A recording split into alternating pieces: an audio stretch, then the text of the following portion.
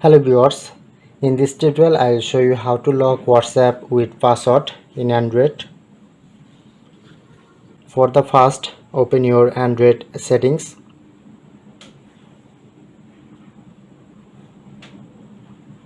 Scroll down.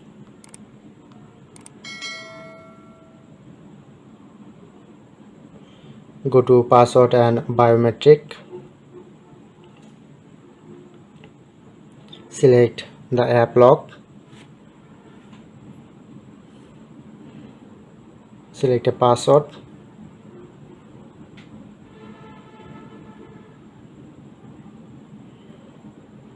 And select WhatsApp.